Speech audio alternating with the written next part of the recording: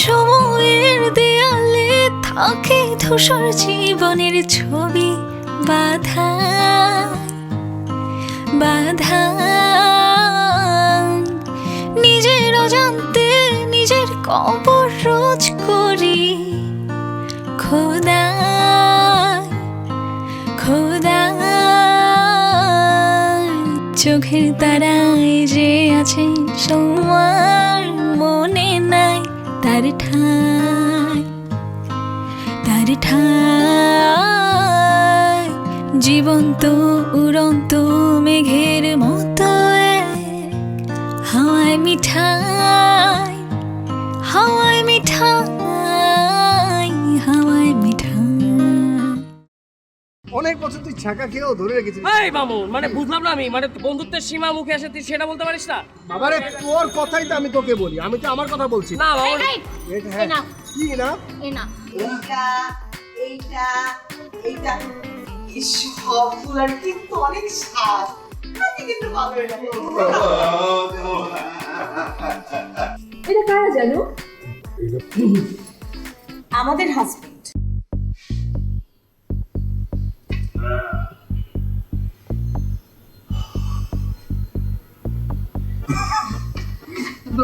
বড় ভাই, আপনি এখন কেমন আছেন? শরীর এখন কেমন লাগছে? ভালো না না? মানে আমারও না ভালো লাগছিল না, ঘরের মধ্যে বসে কেমন ছটফট ছটফট করছিলাম। মানে বড় ভাই বলছিলাম কি, আপনি আপনি একদম চিন্তা করবেন না। এই বাংলাদেশে যত বড় বড় ডাক্তার আছে, আপনাকে একদম আমি 100% সত্যি যে আপনাকে আমি সেই ডাক্তারদের কাছে নিয়ে যাবো। হ্যাঁ, একদম মন খারাপ করবেন না।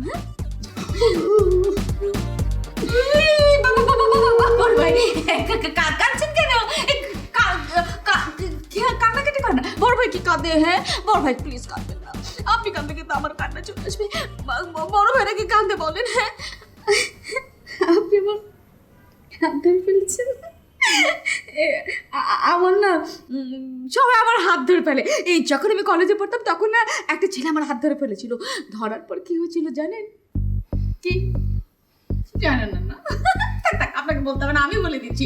সেই ছেলেটা যখন আমার হাত ধরে ফেললো, তারপরেই না আমার প্রেমে পড়ে গেল। টপিরে কলেজের বাইরে আয়। ও হ্যাঁ, যে কথাটা বলতে এসেছিলাম সেটাই তো বলা হলো না। আগে থেকে না না করছেন কেন? আগে শুনেন পুরো কথাটা, তারপরে না হ্যাঁ বলেন। আর তাছাড়া আপনি তো আর প্রথম না। হ্যাঁ, প্রথম মানুষ তো আমার কলেজে পড়ার সময় আগেই ওটাবে টপিরে। ও হ্যাঁ, যেটা বলতে এসেছিলাম বড় ভাই শুনেন, আপনি নিশ্চয়ই সলটু ভাইকে আর কিছু করবেন না। আপনি যেমন আমার বড় ভাই, সলটু ভাই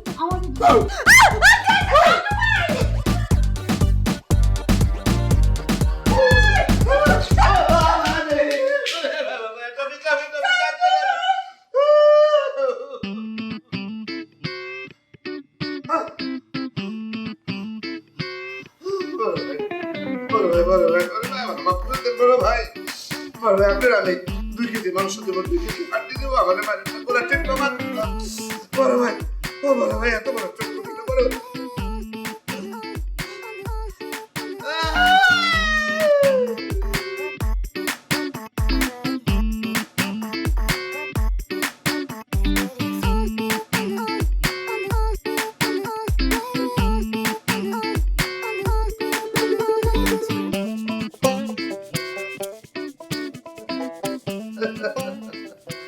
আমি কিসের ভয় পাই? আমার বড় ভাই ভয় দৌড়ছে।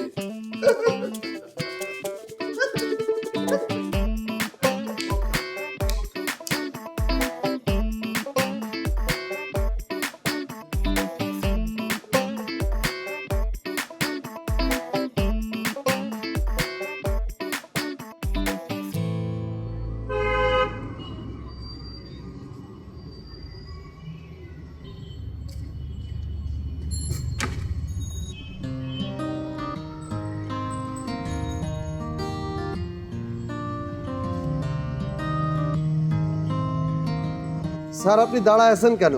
ঘরে গিয়ে বসো, আসলে পরে আমি খবর দিব স্যার। সুন্দর আলী, চাইলেই কি সব কিছু ফেলে রাখা যায়? সকাল থেকে নিজের মধ্যে অনেক অস্থিরতা থাকলেও আমি সেটা প্রকাশ করি। কেন স্যার? নিজের মেয়েদের চিনি বলে। শোনো, খামাখা সবাইকে ভয়ের মধ্যে ফেলে দিয়ে কোনো লাভ আছে? তাইলে কি আপামনিরা বিয়ে করতে যায় নাই স্যার? বিয়ে করতে মানে? গেছে তো তারা বিয়ের সাজপাট নিয়ে স্যার। কোথায় গেছে? আমি কেমনে কই স্যার, ওই নিচতলার 2টা পোলার লাগে ওরা ভাইয়া গেল। আমি পেছন থেকে কত ডাকলাম, একবার তাকাইলো না আমার দিকে। ভাগ্য গেল বলতে কি বোঝায়? আমার মেয়েরা ভেগে যাবে কেন? মনে হয় বিয়ে করতেই গেছে স্যার। সেটা তুমি আমাকে সকাল থেকে বলনি কেন? আমি তো স্যার সকাল থেকে হাওয়ায় মিঠাই, হাওয়ায় মিঠাই, হাওয়ায় মিঠাই, হাওয়ায় মিঠাই, হাওয়ায় মিঠাই।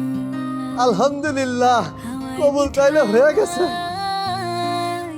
সময়ের দেয়ালে থাকে ধূসর জীবনের ছবি, বাধায় বাধায় নিজের অজান্তে নিজের কবর রোজ করি।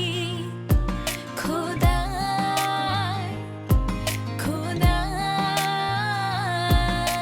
চোখের তারায় যে আছে তোমার মনে নাই, তারি ঠাই তারি ঠাই জীবন্ত উড়ন্ত মেঘের মতো। শেষ পর্যন্ত আমাকে এটাও দেখতে হলো। অন্যের দিকে না থেকে নিজের দিকে বলেছি, নিজের দিকে তাকাতে, আমার দিকে না। কেন আমার দিকে তাকাতে হবে কেন? কারণ তুমিও অন্যের মেয়েকে ভাগিয়ে বিয়ে করছো। আমার মেয়েরা তো ওই ছেলেদের ভাগিয়ে নিয়ে যায়নি। সব বাবারই তাই মনে হয়। তার মানে তুমি বিশ্বাস করো যে আমার বাবারও মনে হয়েছিল তুমি আমাকে ভাগিয়ে নিয়ে গেছো, কিন্তু আমি যে তোমাকে কতবার বলেছি আমাকে নিয়ে যাও আমাকে নিয়ে যাও, সেটা তুমি জানে না, জানতো? আচ্ছা, কিসের সাথে আমাদের সাথে এই গল্পের মিল তুমি কোথায় দেখলে? মিল অমিল করতে চাই, একটাই অমিল করতে চাইছি। আমার বাবা না বুঝে না জেনে তোমাকে থানা পুলিশ করিয়েছিল, মনে আছে? আর মিষ্টি পাপিয়ার বাবা সেটা করবে না। যাকেই করুক যেভাবে করুক, আমার মেয়েরা নিজের পছন্দে বিয়ে করেছে, ব্যাস কথা এখানেই শেষ। তোমার আর কোনো বকবক করার আছে? আহা, আমি কি বলেছি নাকি যে আমি এই বিয়ে মেনে নিচ্ছি না? তুমি ওখানে গিয়ে কি করেছো বলো? কিচ্ছু না বলে সোজা তোমার কাছে চলে এসেছি। তাতেই বোঝা যায় যে তুমি রাজি হও। যাও যাও, এক্ষুনি নিচে গিয়ে বলবে আমরা অত্যন্ত গর্বিত, আমরা অত্যন্ত আনন্দিত যে ওরা বিয়ে করেছে, ঠিক আছে? ও হ্যাঁ, শুনো না, এই এই মেয়েদেরকে তো উপরে আসতে বলবে, কিন্তু মেয়েদের সাথে সাথে ছেলে দুটো যেন উপরে না আসে। মানে? কারণ আমার মেয়েদের বিয়ে হবে, সেখানে বাদ্য বাজনা বাজবে না, সেটা তো হবে না। বাদ্য বাজনা করবো, অনুষ্ঠান করবো, তারপর আমরা ছেলেদেরকে ঘরে আনবো, ঠিক আছে? টপি, আমি তো ছেলে মেয়েদের সাথে কথা না বলেই চলে এলাম। এখন গিয়ে যদি জানতে পারি যে ওরা বিয়েই করেনি, তখন তবু আমি পার্টি করব, গান বাজনা হবে, বাদ্য বাজনা বাজবে, হ্যাঁ সব কিছু হবে, কোনো অসুবিধা নেই। দরকার হলে আমি তুমি তোমার বিয়ে দিই, ঠিক আছে?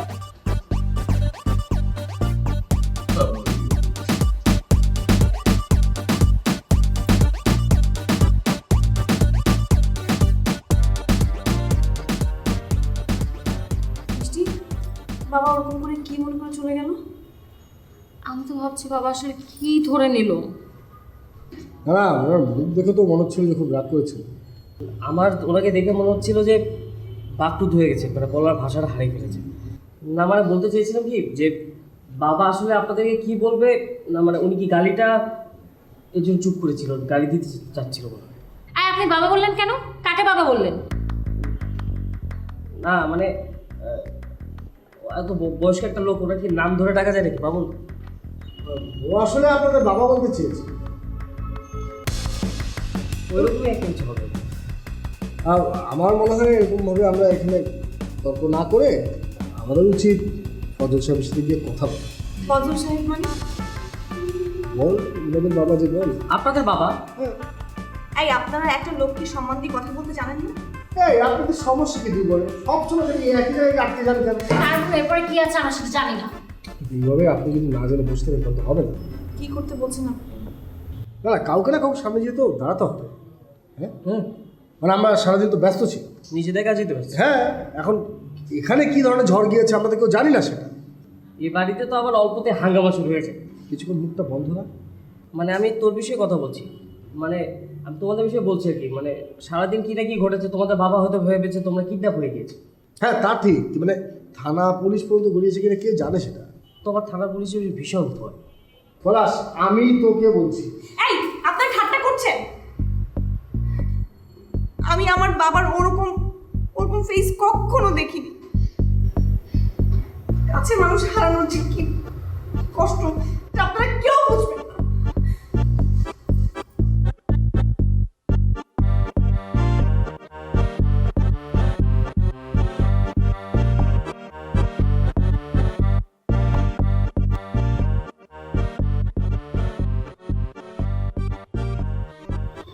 হয়েছে মনে হয় বিপদের উপর বিপদে পড়ে গেছি।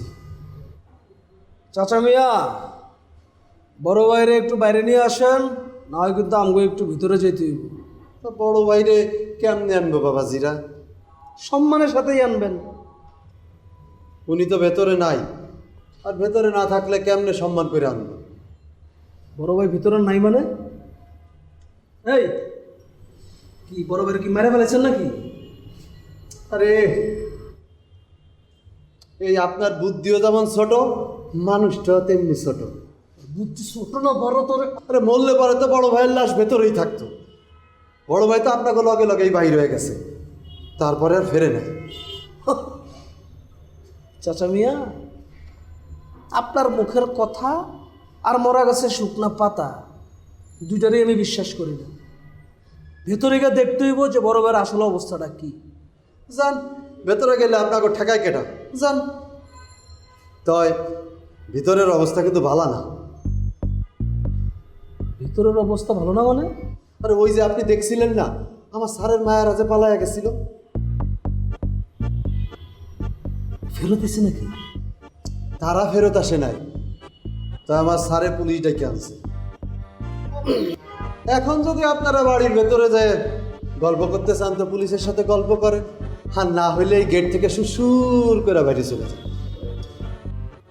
না, যদিও মহল্লার মধ্যে দায়িত্ব বর্তায়, পারিবারিক বিষয়ে আমরা সবসময় নাক গলাই না, ঠিক আছে? এটা তাদের ব্যক্তিগত ব্যাপার, এটা তারা দেউ। আমরা বরঞ্চ জায়গা সুসুর করে যাবো কি তোমারই বেজা তোমরাই বুঝো। এই বলেন ভাই।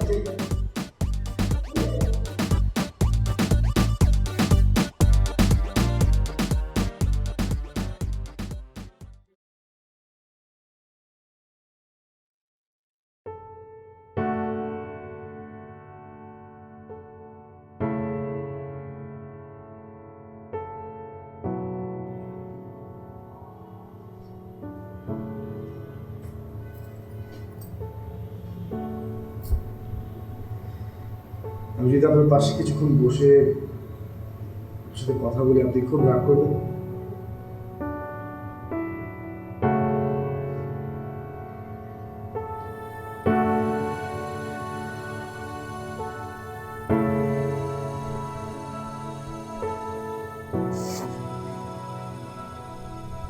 আপনি আপনার বাবাকে খুব ভালোবাসেন, সেটা আমি বুঝতে পারছি। কে না তার বাবাকে ভালোবাসে বলুন? আমি আমি যে তাকে চিনি না।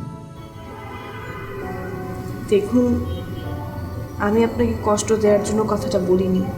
আপনি বলছিলেন না কাছের মানুষ হারানোর কষ্ট,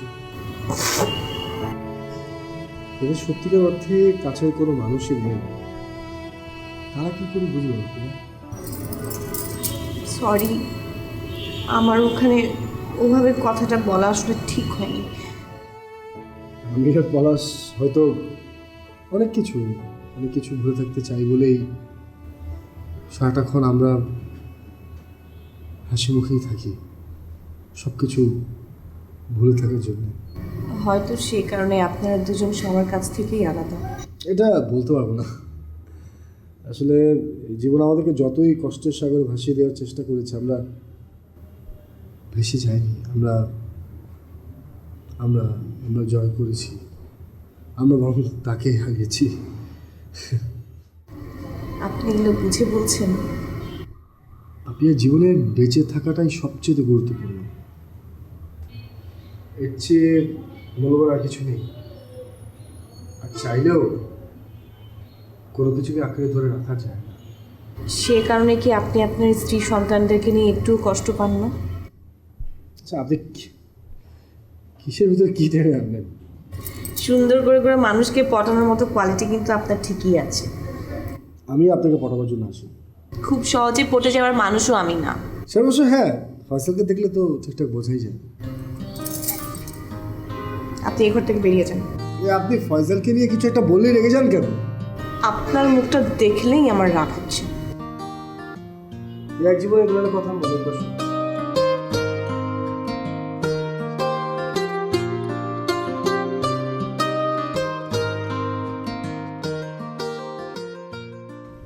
এই টফি, দুলাভাই কই? দুলাভাই দেখি না।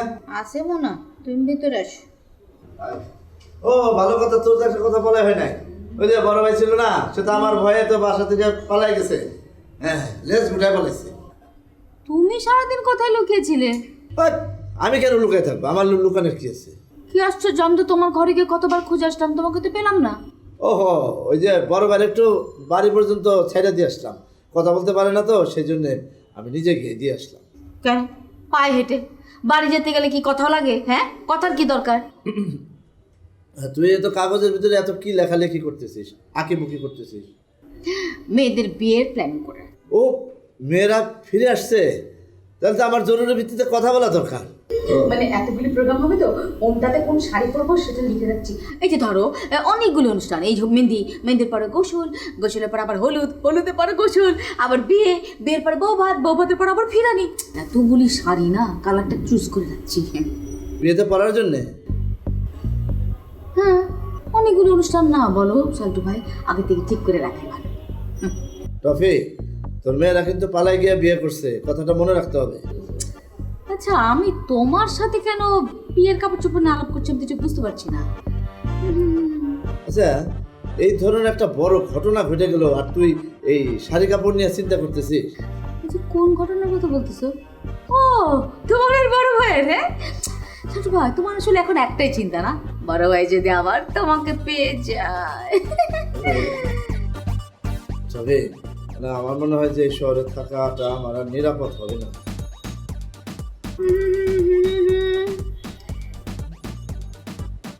আচ্ছা, বিয়েতে হাওয়াই মিঠাই রঙের শাড়ি কিনবো, মেয়েরা পরবে লাল, আমি পরবো হাওয়াই মিঠাই।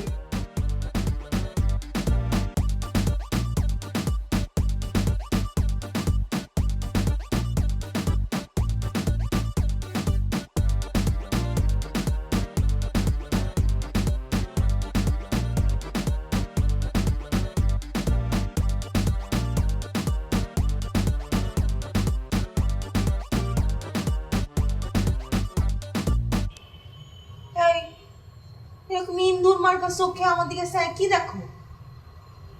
তোমাকে? কেন, আমারে কি বেশি সুন্দর লাগতেছে? না না, এরপর কি হবে আমি সেটাই বোঝার চেষ্টা করছি। কি হবে মানে? আমি কি করেছি যে কিছু হতে যাবে? আচ্ছা জবা, তুমি বুঝতে পারছো না? তুমি আজ আমার ওই ল্যাবরেটরিতে যে কেমিক্যালগুলো খেয়েছো তা থেকে যে কি ভয়ঙ্কর একটা বিপদ হতে পারে, কি রিয়াকশন হতে পারে তুমি বুঝতেও পারছো না। আমার নাম জবা কুসুম, আরে আমি তো লোহা সামাই খাইলেও কিছু হয় না। তুমি বুঝতে পারছো না জবা, এসব এমন কেমিক্যালস যে তোমার লোহা, তামা, সীসা কোনো কিছুই এর কাছে কিছু নয়, তোমার জীবনটা ধ্বংস করে দিতে পারে। এই তুমি কি সমস্ত রিকোয়েকশন? হ্যাঁ হ্যাঁ হ্যাঁ, আমি কেমিক্যাল রিঅ্যাকশনের কথা বলছি। সেটা কি? আরে সেটা যদি হয় তুমি একদম শেষ হয়ে যাবে, তুমি মরে যাবে জবা, বুঝতে পারছো না তুমি? শোনো শোনো, বিষয়টা তুমি বোঝার চেষ্টা করো। তুমি এখন পর্যন্ত ঠিক আছে জন্যেই তোমার কাছে এসে আমি এভাবে বসতে পেরেছি, তোমার সাথে দুটো কথা বলতে পারছি। এই কথা ঘুরোচ্ছ কেন? শোনো জবা, আমি কিন্তু তোমাকে শুরু থেকেই বলেছি যে আমি একজন বিজ্ঞানী, একজন গবেষক। আমি পশু পাখি নিয়ে গবেষণা করছি। পশু পাখির ডক্টর এখন নিজের বিজ্ঞানী করে তো মাইছে ধরে পিটবে।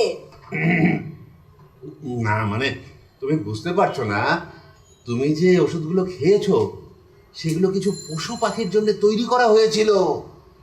এই আপনি কি ওই ওষুধগুলো ওকে খাওয়াইতেন? হ্যাঁ, খাওয়াতাম একটু একটু করে, পরিমাণ মতো। তাতে লাভ কি হইতো?